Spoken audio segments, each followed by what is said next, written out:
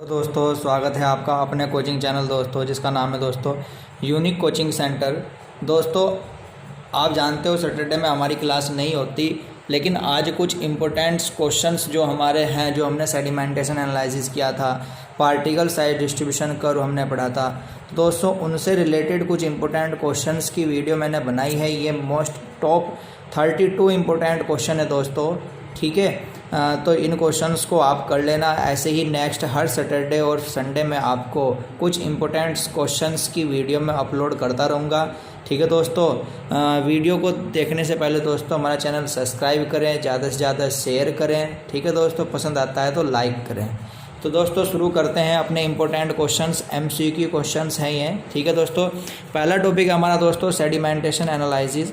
Sedimentation analysis में first question क्या रहा है दोस्तों ये कि in sedimentation analysis the soil fraction should be what micron size so as to kept in a liquid medium water. ये कह रहा है दोस्तों कि सेडिमेंटेशन एनालिसिस में जो सोइल फ्रैक्शन जो आपने माइक्रोन साइज का यूज़ किया था, तो वो लिक्विड मीडियम में, किसी भी माध्यम में लिक्विड के, चाहे वाटर हो वो, ठीक है, तो वो कितना रखा गया था। सिंपली दोस्तों आपसे ये पूछ रहा है कि जो सोइल फ्रैक्शन या सोइल सस्पेंशन आपने बनाने के लिए जो सोइल यूज़ की थी, वो कौन सी सोइल यूज़ की थी। तो दोस्तों आपको बताया गया था कि जो 75 माइक्रोन से उससे पास हो जाती है, उसको हम सोइल सस्पेंशन के लिए यूज़ करते हैं। तो ठीक है दोस्तों, तो इसका सही आंसर हो जाएगा यहाँ पर 75 माइक्रोन, ठीक है दोस्तों। नेक्स्ट क्वेश्चन है दोस्तों, नेक्स्ट क्वेश्चन ये कह रहा है कि sedimentation analysis is done with help of. ये कह रहा है कि सेडिमेंटेशन एनालिसिस किसकी सहायता से किया जाता है। तो दोस्तों आपको बताया था कि सेडिमेंटेशन एनालिसिस हाइड्रोमीटर और पिपेट दो प्रकार से करते हैं। तो इसका सही आंसर है दोस्तों हाइड्रोमीटर और पिपेट एनालिसिस, ना कि सीयू एनालिसिस। सीयू एनालिसिस नहीं होता, याद रखना, ठीक है दोस्तों। नेक्स्ट क्वेश्चन कह रहा है ये the time for a particle to settle of diameter 0.06 through a height of 10 centimetre. ये कह रहा है कि the time for a particle to settle, यानी कि सेटलिंग टाइम पूछ रहा है, पार्टिकल के बैठ जाने का समय पूछ रहा है। यदि पार्टिकल का डाया 0.06 हो, ठीक है दोस्तों, 0.06 mm हो, ठीक है, और उसको 10 सेंटीमीटर की हाइट से गिराया जा रहा हो। तो दोस्तों हमने देखा था कि 10 सेंटीमीटर सैम्पलिंग डेप्थ हमने पढ़ी थी, जो कांस्टेंट थी। तो आपको दोस्तों इसके लिए याद रखना है कि minimum time of 25.8 second is needed for a particle to settle diameter of 0.006 mm। 0.006 mm ये कह रहा है कि 25.8 सेकंड का समय हमें मिनिमम चाहिए होता है जब डायमीटर 0.006 mm से कम का होता है, ठीक है दोस्तों। तो 0.006 mm से कम का अगर डायमीटर आपके पास है तो मिनिमम आपको 25.8 सेकंड का समय चाहिए है, ठीक है दोस्तों। तो आपको डायरेक्ट याद रखना है, तो उसका सही आंसर हो जाएगा यहाँ पर ये 25.8 सेकंड। क्लियर। नेक्स्ट क्या रहा है दोस्तों, नेक्स्ट है हमारे पास which of the following assumption is wrong with respect to sedimentation analysis. Sedimentation analysis के रेस्पेक्ट में दोस्तों, ठीक है, कौन सी एनालिसिस इनमें से गलत है, ये आपसे पूछ रहा है। पहला ऑप्शन है the soil particle are spherical. ये कह रहा है कि सोइल पार्टिकल गोलीय होता है। भाई गोलीय भी हो सकता है, कैसा भी हो सकता है, हमें नहीं पता, ठीक है, गोलीय होते हैं पार्टिकल, तो ये तो सही है। दूसरा कह रहा है particle settle independent of other particle do not have any effect on its velocity of settlement. ये कह रहा है कि जो पार्टिकल है वो स्वतंत्र रूप से सेटल होते हैं, उन पर वेलोसिटी का कोई इफेक्ट नहीं होता है। बिल्कुल सही बात है। Soil particle has different specific gravity. ये कह रहा है कि सोइल पार्टिकल की अलग अलग स्पेसिफिक ग्रेविटी होती है। दोस्तों हमने स्पेसिफिक ग्रेविटी पढ़ी थी 2.65 से 2.85 होती है, ठीक है दोस्तों। तो ये अलग अलग तो नहीं होने की, तो इसका ये अजम्पशंस जो है दोस्तों ये रॉन्ग अजम्पशंस है, ये इसका आंसर क्या लाएगा क्वेश्चन का, ठीक है दोस्तों। तो ये आप याद रखोगे। क्लियर। नेक्स्ट है दोस्तों हमारे पास यहाँ पर नेक्स्ट क्वेश्चन था sedimentation analysis is based on. Simple आपको बताया था, एक पूछ रहा है कि जो सेडिमेंटेशन एनालिसिस है वो किस लॉ पर कार्य करती है। तो दोस्तों आपको बताया था इसका आंसर होता है स्टोक लॉ। स्टोक लॉ पर कार्य करती है सेडिमेंटेशन एनालिसिस। ये आपको एक फॉर्मूला दे रखा है दोस्तों, F = 105 रूट, ये रूट में है दोस्तों, पूरे पर रूट है 300 ईटा अपॉन G-1 और ब्रैकेट बंद और VW। दोस्तों ये पूछ रहा है कि जो यहाँ पर ये ईटा है, ये फैक्टर जो ईटा है ये किस पर डिपेंड करता है, ये आपको बताना है। दोस्तों ये जो ईटा है इसने इस फॉर्मूले में लिखा हुआ है, ये विस्कोसिटी को दिखा रहा है, ठीक है, ये दिखाता है विस्कोसिटी। और विस्कोसिटी दोस्तों टेम्परेचर के कारण प्रभावित होती है, तो ये यहाँ पर टेम्परेचर है आपका, ठीक है दोस्तों। तो याद रखोगे कि इस फॉर्मूले में जो ये ईटा आया है ये विस्कोसिटी को बता रहा है। क्लियर दोस्तों, ये ईटा यहाँ पर क्या है दोस्तों, ये है विस्कोसिटी। विस्कोसिटी जिसको दोस्तों श्यानता का नाम दिया जाता है, ठीक है, ये विस्कोसिटी की बात कर रहा है। क्लियर। नेक्स्ट क्वेश्चन है दोस्तों, ये कह रहा है कि the lower limit of particle size allowed in sedimentation analysis. Lower limit बतानी है दोस्तों पार्टिकल की, ठीक है, जो सेडिमेंटेशन एनालिसिस में हम यूज़ करते हैं। तो आपको बताया था कि सेडिमेंटेशन एनालिसिस स्टोक लॉ को फॉलो करता है और स्टोक लॉ सिल्ट के 0.2 mm से 0.0002 mm तक वैलिड होता है। तो लोअर लिमिट दोस्तों यहाँ पर क्या है, ये हो जाएगी 0.0002 mm, ठीक है दोस्तों, 0.0002 mm इसकी लोअर लिमिट हो जाएगी। नेक्स्ट क्या है ये कि 1 पॉइज इज इक्वलवेलेंट टू द, ये कह रहा है कि एक पॉइज दोस्तों विस्कोसिटी का मात्रक होता है, आप याद रखोगे। ये पूछ रहा है कि किसके इक्वल होता है, तो दोस्तों पॉइज बराबर होता है 1/10, देखो ये लिखा हुआ पॉइज बराबर होता है दोस्तों 1/10 न्यूटन सेकंड पर मीटर स्क्वायर। न्यूटन सेकंड पर मीटर स्क्वायर दोस्तों एक पॉइज के इक्वल होता है, आपको याद रखना है। तो इसका जो दोस्तों सही आंसर है ये हो जाएगा option number B, 0.1 newton second पर मीटर स्क्वायर, ठीक है दोस्तों। नेक्स्ट क्वेश्चन आपसे ये पूछ रहा है कि विस्कोसिटी ऑफ वाटर या लिक्विड, वाटर बोल दो या लिक्विड, देखो दोस्तों इसके ब्रैकेट में लिखा हुआ है ईटा, मैंने कहा था विस्कोसिटी यहाँ ईटा को डिनोट कर रहा है। इज़ एक्सप्रेस्ड इन, ये कह रहा है कि जो विस्कोसिटी होती है लिक्विड की वो किस फॉर्म में डिनोट की जाती है, ठीक है दोस्तों। तो ये डिस्टिल्ड वाटर की विस्कोसिटी आपसे पूछ रहा है दोस्तों, डिस्टिल्ड वाटर की विस्कोसिटी ऑफ डिस्टिल्ड वाटर, ये आप याद रखोगे सेडिमेंटेशन एनालिसिस में। यहाँ हम केवल सेडिमेंटेशन एनालिसिस की बात कर रहे हैं दोस्तों। ये होती है 0.00855 किलो न्यूटन सेकंड पर metre square, kilo newton second पर मीटर स्क्वायर विस्कोसिटी का यूनिट होता है दोस्तों, ठीक है, याद रखोगे, इंपॉर्टेंट क्वेश्चंस है, ठीक है दोस्तों। 0.00855 किलो न्यूटन सेकंड पर मीटर स्क्वायर, ये आपका सेडिमेंटेशन एनालिसिस में यूज़ होने वाला जो डिस्टिल्ड वाटर है उसकी विस्कोसिटी होती है। नेक्स्ट क्वेश्चन है दोस्तों, which of the following can not be used as a dispersing agent. ये कह रहा है कि इनमें से कौन सा डिस्पर्सिंग एजेंट के रूप में यूज़ नहीं किया जाता, डिस्पर्सिंग एजेंट के रूप में यूज़ नहीं किया था। पहला ऑप्शन सोडियम ऑक्सलेट दोस्तों करते हैं, आपको लिखवाया था, सोडियम पॉलीफॉस्फेट ये भी करते हैं, सोडियम सिलिकेट ये भी करते हैं, सोडियम ऑक्साइड दोस्तों डिस्पर्सिंग एजेंट के रूप में यूज़ नहीं किया था, आप ये याद रखोगे, ठीक है दोस्तों। नेक्स्ट क्वेश्चन है हमारे पास, which of the following are used as standard sedimentation in a laboratory. दोस्तों मोस्ट इंपॉर्टेंट क्वेश्चन है, ये कह रहा है कि कौन सा स्टैंडर्ड सेडिमेंटेशन का रूप होता है लेबोरेटरी के लिए, प्रयोगशाला में स्टैंडर्ड सेडिमेंटेशन मेथड कौन सा है। तो दोस्तों हमने सेडिमेंटेशन मेथड दो पढ़े हैं, एक हाइड्रोमीटर और एक आपका पिपेट। उनमें से दोस्तों pipette method standard sedimentation method होता है, आप याद रखोगे। स्टैंडर्ड मेथड अगर आपसे पूछता है सेडिमेंटेशन कौन सा है, पिपेट मेथड होता है, याद रखोगे, ठीक है दोस्तों।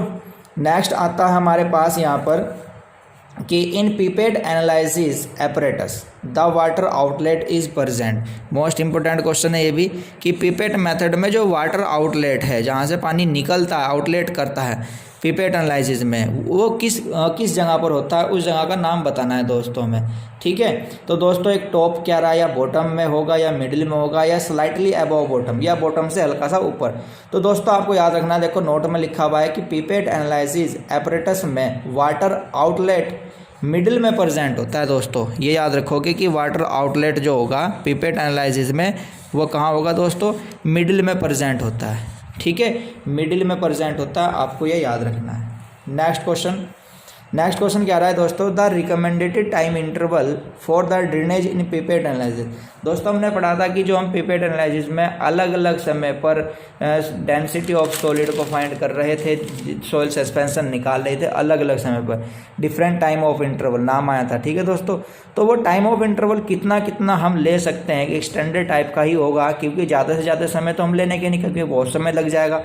ठीक है, तो एक स्टैंडर्ड वैल्यू है जो कि आपको याद रखनी है। ठीक है दोस्तों, तो ये पूछ रहा है आपसे recommended time interval for drainage in pipette analysis. तो दोस्तों ये इसका समय रखा जाता है, ऑप्शन नंबर ए इम्पोर्टेंट है, हाफ मिनट या 1 मिनट, 2 मिनट, 4 मिनट, 8 मिनट या 15 मिनट एंड 30 मिनट, अलग अलग टाइम इंटरवल यूज़ किया जाता है पिपेट एनालिसिस में।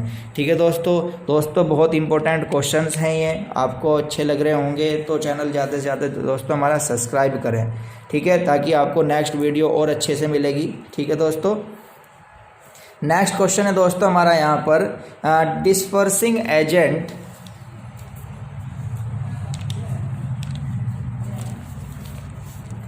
नेक्स्ट क्वेश्चन है दोस्तों dispersing agent in solid particle, soil particle, dispersing agent in soil particle. ठीक है, मे एक्ट एज, ये कह रहा है कि डिस्पर्सिंग एजेंट जो है दोस्तों ये सोयल पार्टिकल में वो किस तरह से कार्य करता है। एसीटी एक्ट का मतलब कार्य करना, किस तरह से कार्य करता है।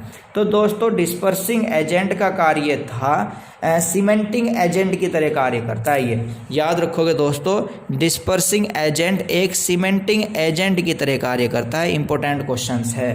ठीक है दोस्तों, ये भी आपका एक काफ़ी इंपॉर्टेंट क्वेश्चंस है, याद रखोगे। सीमेंटिंग एजेंट की तरह ये कार्य करता है आपका डिस्पर्सिंग एजेंट। नेक्स्ट क्वेश्चन है दोस्तों हमारा यहाँ पर कि विच of the following is not a disadvantage in using the pipette method for sedimentation analysis. ये पूछ रहा है कि इनमें से कौन सा एक डिसएडवांटेज, हानि नहीं है अगर हम उसको पिपेट मेथड यूज़ कर रहे हैं सेडिमेंटेशन एनालिसिस के लिए। ठीक है दोस्तों, कौन सा आपका एक डिसएडवांटेज नहीं है। पहला, the apparatus is very simple, ज़्यादा सिंपल एपरेटस होगा तो वो भी एक हानि का कारण बन सकता है। दूसरा, रिक्वायर वेरी एक्यूरेट वेट, ज़्यादा एक्यूरेट वेट यूज़ करोगे दोस्तों तो हमारा कॉस्टली होगा।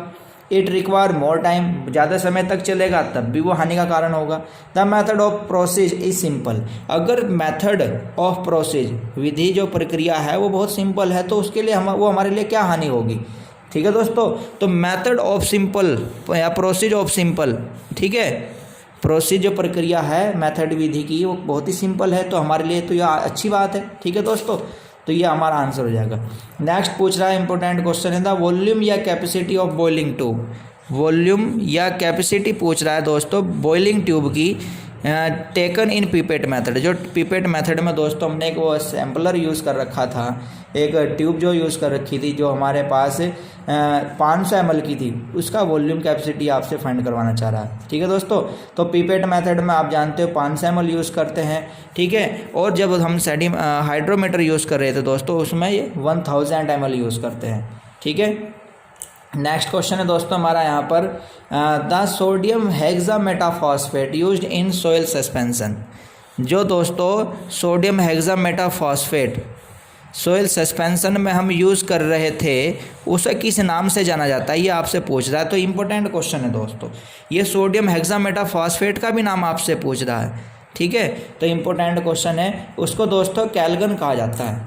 याद रखोगे, सोडियम हेक्सामेटाफॉस्फेट का नाम होता है कैल्गन। ठीक है दोस्तों, कैल्गन उसे कहा जाता है। नेक्स्ट क्वेश्चन है हाइड्रोमीटर मेथड डिफरेंट या डिफर्स मतलब अलग है फ्रॉम पिपेट मेथड से on the basis of which of the following. ये भी इंपॉर्टेंट क्वेश्चन है कि हाइड्रोमीटर मेथड पिपेट मेथड से किस प्रकार अलग है, किस सिद्धांत पर, किसके आधार पर आप ये कह रहे हो। ठीक है, तो दोस्तों ऑब्जर्वेशन यानी कि रीडिंग पढ़ने के आधार पर ये डिफरेंट होते हैं। तो टेकिंग ऑब्जर्वेशन आप याद रखोगे, इंपॉर्टेंट क्वेश्चन है। Hydrometer method different from pipette method से, पिपेट मेथड से किस प्रकार डिफरेंट है, उसकी रीडिंग पढ़ने पर। ऑब्जर्वेशन बोलते हैं रीडिंग पढ़ने को, तो रीडिंग पढ़ने के आधार पर ये एक दूसरे से अलग होते हैं, डिफरेंट होते हैं। नेक्स्ट क्वेश्चन है दोस्तों dispersing agent. Dispersing agent correction जो दोस्तों आपको पढ़ाया था हाइड्रोमीटर में, ठीक है, ये पूछ रहा है कि वो कैसा होता है। तो डिस्पर्सिंग एजेंट दोस्तों आपको बताया गया था कि जो डिस्पर्सिंग एजेंट है ये, इसके द्वारा होने वाला करेक्शन ऑलवेज कैसा होता है दोस्तों, ऑलवेज निगेटिव होता है।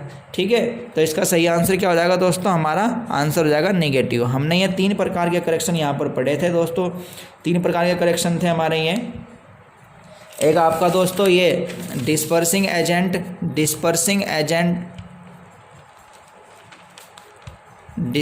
एजेंट करेक्शन जो होता है दोस्तों हमेशा नेगेटिव होता है, आप याद रखोगे। दूसरा करेक्शन दोस्तों हमने यहाँ पर पढ़ा था मेनिस्कस करेक्शन, ये दोस्तों हमारा ऑलवेज पॉजिटिव होता है, जो हम CM के रूप में लिखा था और ये हमने CD के रूप में लिखा था।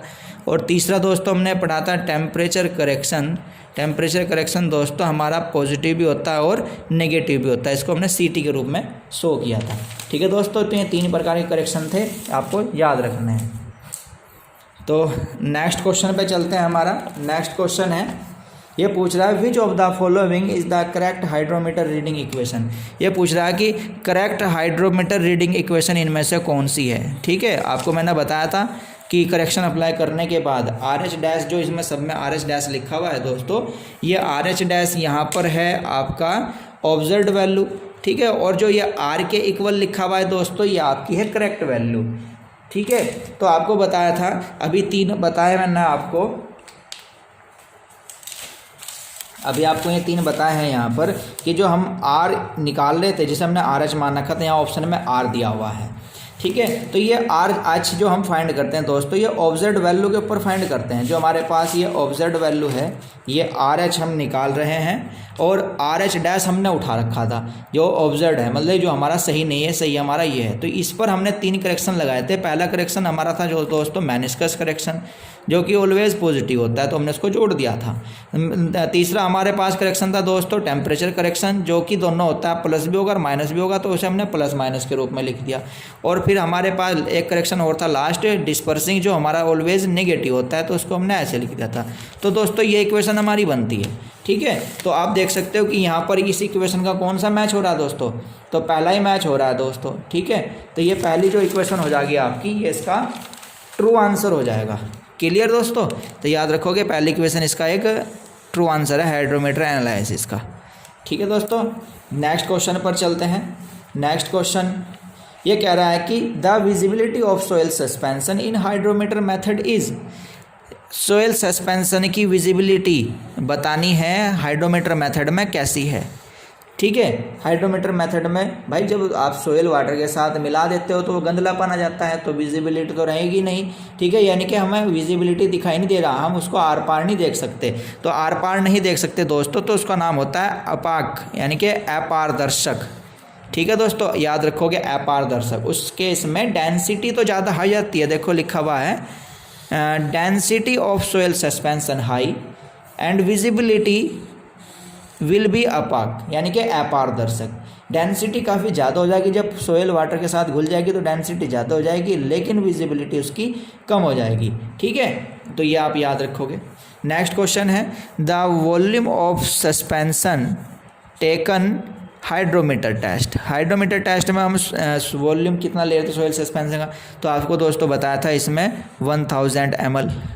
ठीक है दोस्तों, नेक्स्ट क्वेश्चन है hydrometer are generally calibrated. Hydrometer किस टेम्परेचर पर कैलकुलेट किया जाता है दोस्तों, आपको बताया था 27 डिग्री सेंटीग्रेड पर कैलकुलेट करते हैं। यदि टेम्परेचर 27 से ज़्यादा हो जाता है तो हमारा टेम्परेचर करेक्शन पॉजिटिव, और कम हो जाता है तो टेम्परेचर करेक्शन दोस्तों निगेटिव लेते हैं। तो ठीक है दोस्तों, तो ये क्वेश्चन थे दोस्तों हमारे सेडिमेंटेशन एनालिसिस पर। क्लियर दोस्तों, अब हमारा इसमें कुछ क्वेश्चन है दोस्तों पार्टिकल साइज डिस्ट्रीब्यूशन कर्व पर।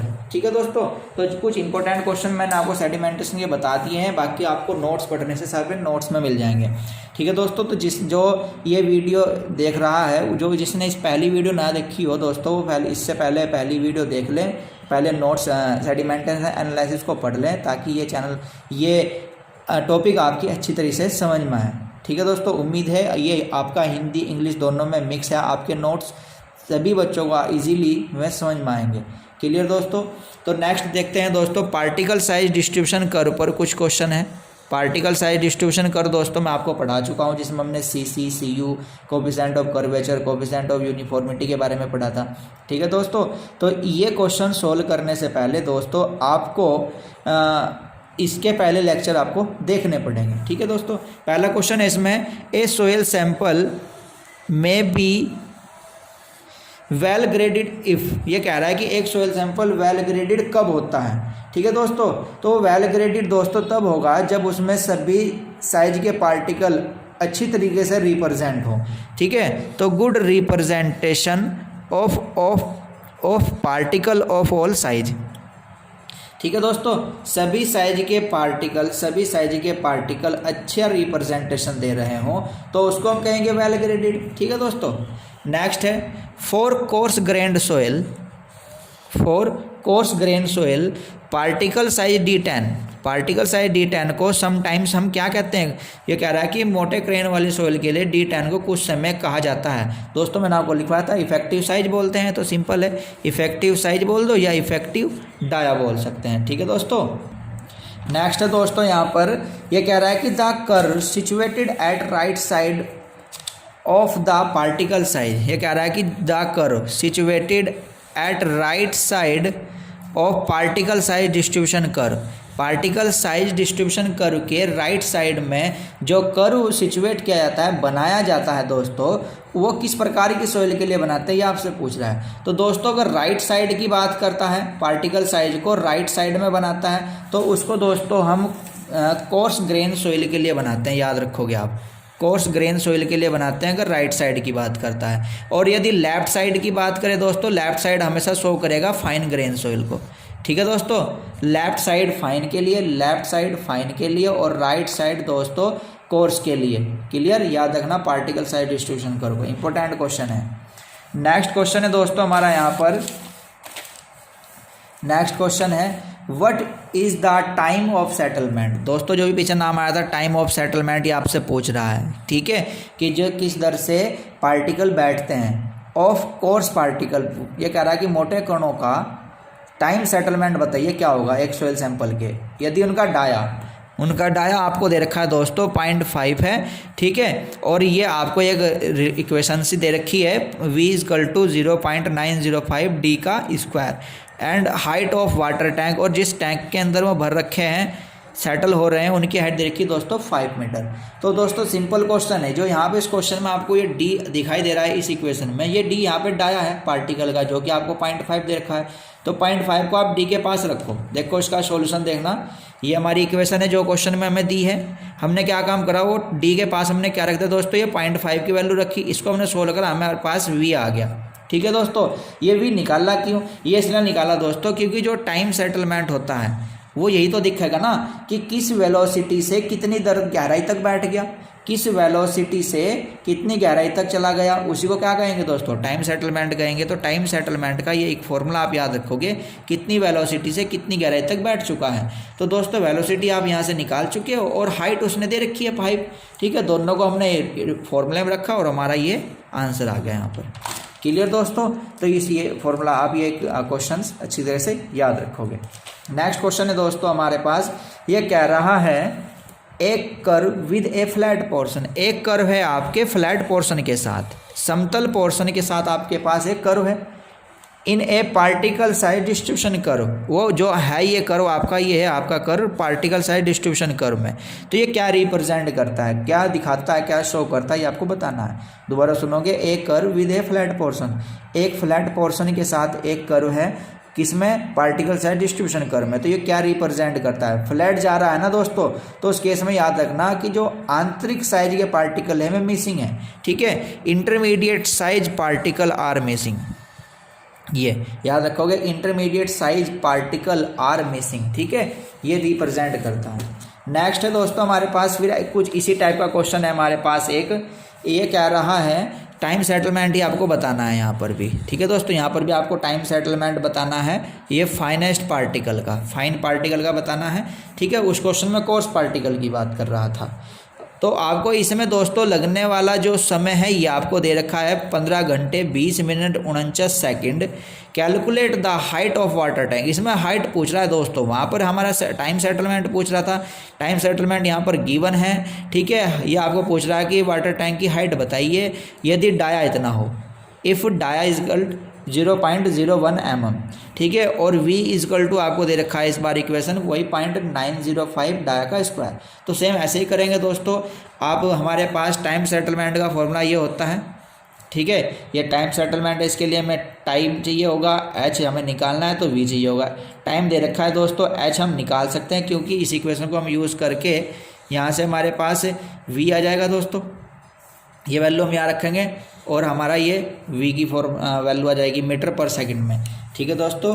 ये क्या हम आएगा, यूनिट वेलोसिटी का क्या होता है दोस्तों, मीटर पर सेकंड, मीटर पर सेकंड में आ जाएगा।